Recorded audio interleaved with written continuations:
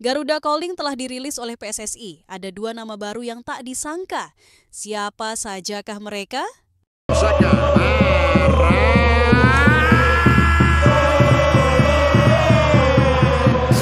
Timnas Indonesia resmi merilis 32 nama pemain yang akan mengikuti pemusatan latihan di Bali sebagai persiapan menghadapi dua laga krusial lanjutan kualifikasi Piala Dunia 2026 zona Asia.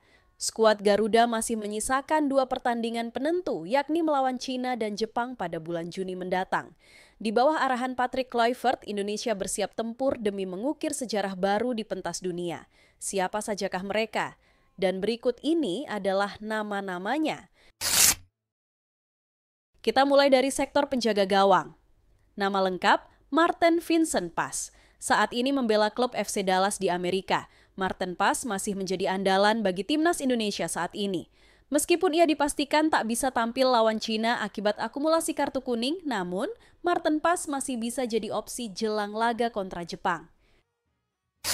Selanjutnya masih di sektor penjaga gawang. Nama lengkap, Emil Audero Mulyadi. Saat ini bermain bersama Palermo di Serie B Italia. Emil Audero kemungkinan akan menjalani debutnya di JBK setelah absennya Maarten Pas sebagai penjaga gawang utama.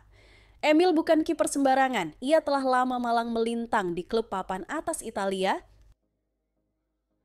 Kemudian berikutnya ada penjaga gawang lokal.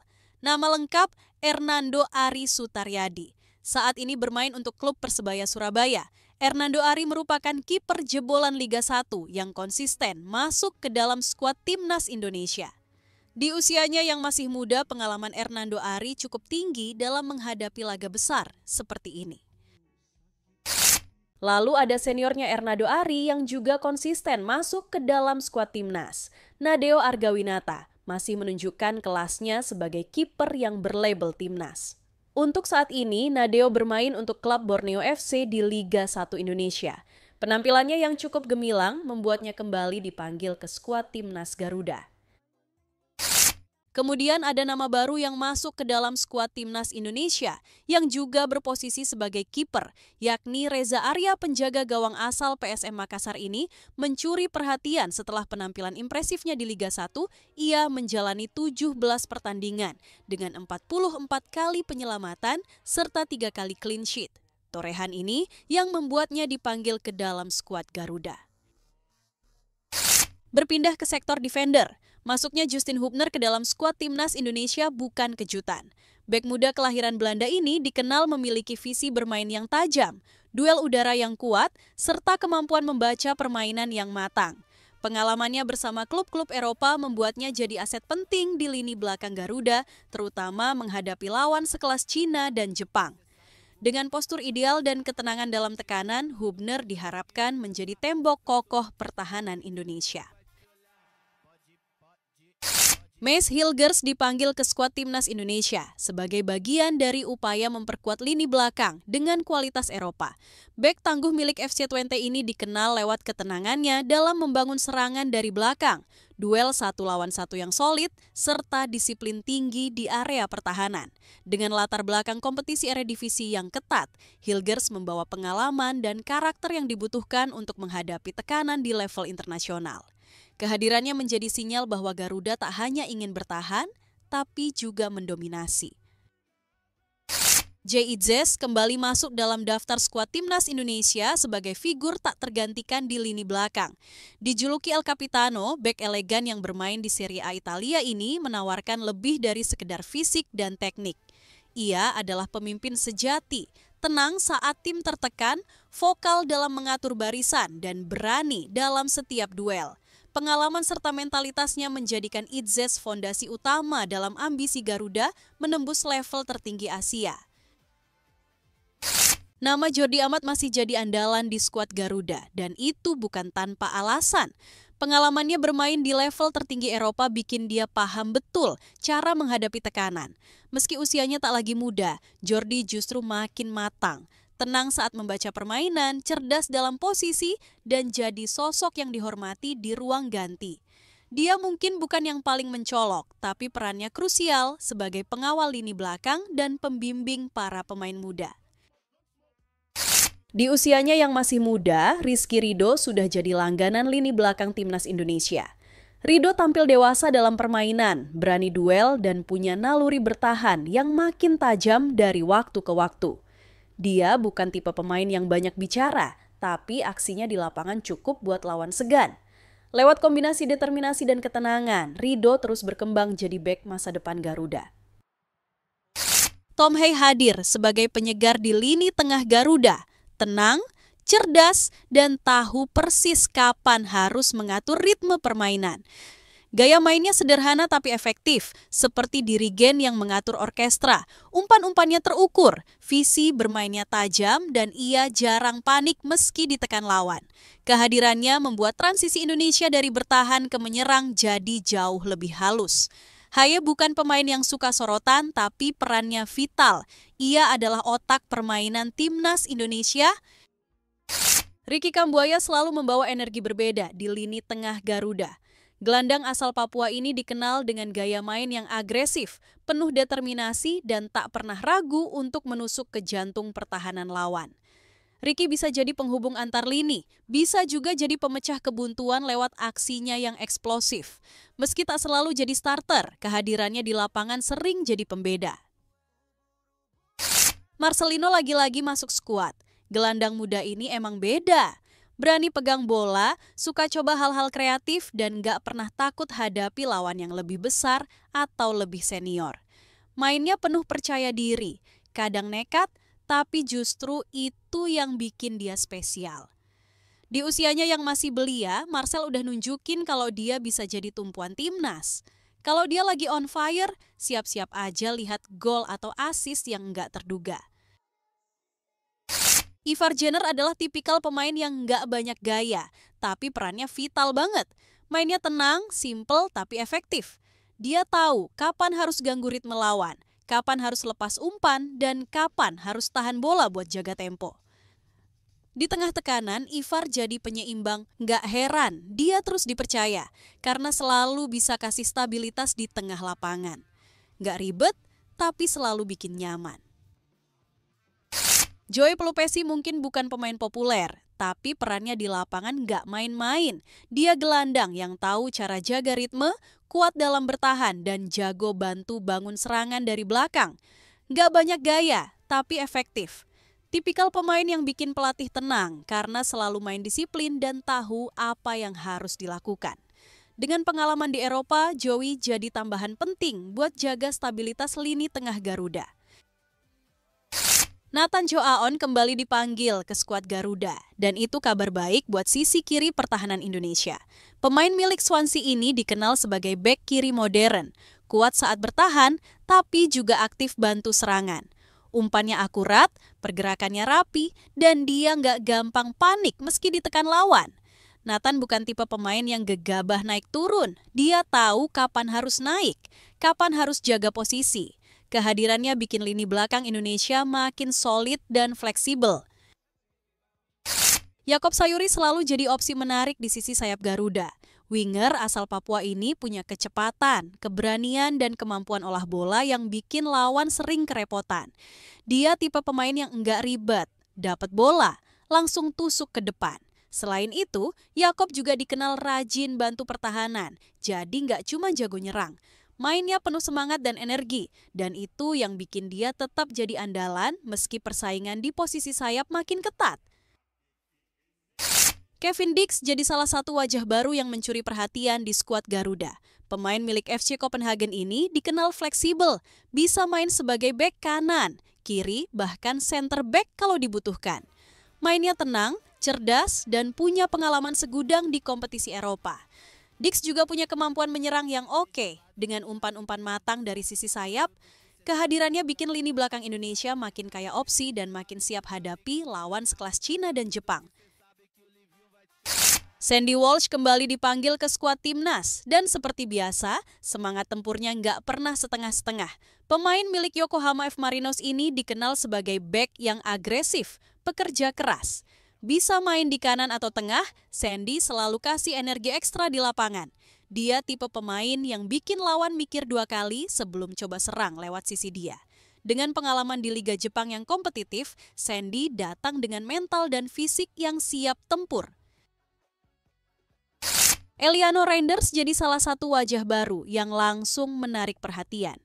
Gelandang milik PC Zwolle ini punya gaya main yang lincah, cepat, dan penuh kreativitas. Dia jago cari ruang, pinter lepas dari tekanan, dan gak takut pegang bola di area sempit.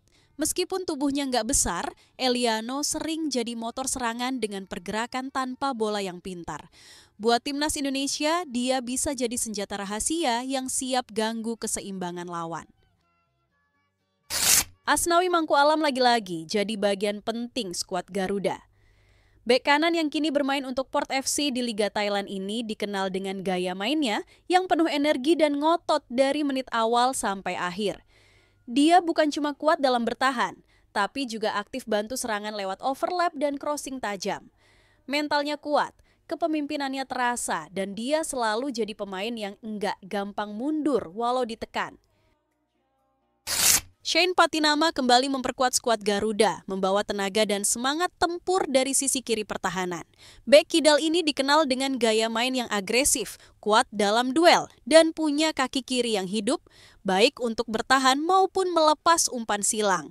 Meski sempat absen karena cedera, Shane selalu main total saat diberi kepercayaan. Mentalnya nggak main-main, dan dia selalu main dengan hati untuk merah putih. Yance Sayuri kembali mendapat kepercayaan membela timnas Indonesia, kali ini sebagai pemain Malut United. Dikenal dengan kecepatan dan keberaniannya di sisi lapangan, Yance jadi senjata andalan untuk menembus pertahanan lawan. Pergerakannya lincah, umpan-umpannya tajam, dan dia nggak ragu bantu pertahanan saat dibutuhkan. Sama seperti saudara kembarnya, Yakob, Yance main dengan semangat khas Papua, nggak mudah lelah, selalu ngotot, dan siap kasih kejutan dari sisi sayap. Pratama Arhan kembali masuk skuad Garuda, kali ini sebagai bagian dari Bangkok United. Nama Arhan udah lama dikenal lewat lemparan jauh khasnya yang bisa jadi senjata mematikan. Tapi bukan cuma itu, dia juga punya kecepatan, semangat juang tinggi, dan kemampuan bertahan yang terus berkembang. Arhan selalu main dengan energi penuh dan gak pernah ragu buat duel 1 lawan 1. Di sisi kiri, dia siap jadi ancaman sekaligus benteng tangguh untuk timnas Indonesia. Calvin Verdonk jadi salah satu amunisi yang selalu menarik perhatian. Bek kiri milik NEC Nijmegen ini punya paket lengkap, kuat dalam duel, punya kaki kiri akurat, dan berani naik bantu serangan. Gayanya tenang tapi tegas, dan dia nggak gampang panik meski ditekan. Verdonk merupakan salah satu pemain paling konsisten di timnas. Dean James dipanggil ke skuad timnas karena performanya di Liga Belanda emang nggak main-main. Bareng Go Ahead Eagles, dia tampil konsisten. Tahu kapan harus bertahan rapat, kapan harus bantu serangan. Umur masih 24 tahun, tapi mainnya udah dewasa. Setelah resmi jadi WNI, Dean langsung kasih sinyal positif buat gabung Garuda. Pelatih butuh bek kiri yang kuat, punya stamina bagus, dan bisa main disiplin. Dean James adalah jawaban semua itu. Septian Bagaskara, penyerang andalan Dewa United, kembali mencuri perhatian dengan performa apiknya di Liga 1 musim ini. Dengan torehan 7 gol dan 1 assist dalam 25 pertandingan, ia menjadi salah satu striker lokal paling produktif. Konsistensinya di lapangan, ditambah dengan pengalaman sebelumnya bersama timnas U23, membuat pelatih Patrick Kluivert memberikan kepercayaan untuk kembali memperkuat skuad Garuda. Ramadan Sananta kembali dipanggil ke skuad timnas Indonesia untuk menghadapi lanjutan kualifikasi Piala Dunia 2026 zona Asia. Keputusan ini diambil oleh pelatih Patrick Kluivert sebagai bentuk kepercayaan terhadap kemampuan Sananta sebagai penyerang muda berbakat. Pengalaman Sananta di level internasional juga menjadi pertimbangan penting. Ia telah mencatatkan 5 gol dalam 14 penampilan bersama timnas Indonesia, termasuk kontribusinya dalam kemenangan 3-0 atas Vietnam pada Maret 2024. Stefano Lillipali kembali dipanggil ke timnas Indonesia untuk menghadapi Cina dan Jepang dalam lanjutan kualifikasi Piala Dunia 2026 zona Asia. Kembalinya pemain berusia 35 tahun ini menjadi sorotan karena terakhir kali ia membela skuad Garuda pada laga uji coba melawan Turkmenistan pada September 2023. Performa impresif Lily Pali bersama Borneo FC musim ini menjadi salah satu alasan utama pemanggilannya. Debutnya bersama skuad Garuda berlangsung impresif. Dalam 2 pertandingan pertamanya, Romeni berhasil mencetak 2 gol, termasuk gol kemenangan 1-0 atas Bahrain yang menjaga asa Indonesia di kualifikasi. Penampilannya yang tajam dan penuh semangat membuatnya langsung menjadi andalan di lini depan. Dengan pengalaman bermain di EFL Championship bersama Oxford United dan semangat juang yang tinggi, Romeni diharapkan terus menjadi mesin gol bagi timnas Indonesia dalam pertandingan-pertandingan krusial mendatang. Rafael Struijk, pemain muda kelahiran Belanda berdarah Indonesia, kembali dipanggil ke skuad timnas Indonesia untuk menghadapi lanjutan kualifikasi Piala Dunia 2026 zona Asia. Meskipun menit bermainnya bersama Brisbane Roar di A-League terbatas, pelatih Patrick Kluivert tetap memberikan kepercayaan padanya. Kluivert menilai bahwa Struijk memiliki potensi besar dan kehadirannya penting untuk menjaga kedalaman skuad Garuda. Egy Maulana Fikri kembali dipanggil ke skuad timnas Indonesia untuk menghadapi lanjutan kualifikasi Piala Dunia 2026 zona Asia melawan Cina dan Jepang pada Juni 2025. Keputusan ini diambil oleh pelatih Patrick Kluivert setelah mempertimbangkan beberapa faktor penting. Bersama Dewa United, Egy menunjukkan performa impresif di BRI Liga 1 musim 2024-2025. Dari 24 pertandingan, ia berhasil mencetak 22 gol 11 gol dan memberikan 4 assist, menjadikannya salah satu pemain lokal paling produktif musim ini. Itulah 32 nama pemain yang resmi dipanggil pelatih Patrick Kluivert untuk mengikuti pemusatan latihan di Bali sebagai persiapan menghadapi 2 laga krusial kontra Cina dan Jepang di lanjutan kualifikasi Piala Dunia 2026. Kalau kamu suka dengan video ini, jangan lupa tekan tombol like. Tulis pendapatmu di kolom komentar dan subscribe channel ini untuk terus update berita terbaru seputar Timnas Indonesia. Dukung terus Garuda karena mimpi ke Piala Dunia dimulai dari sini.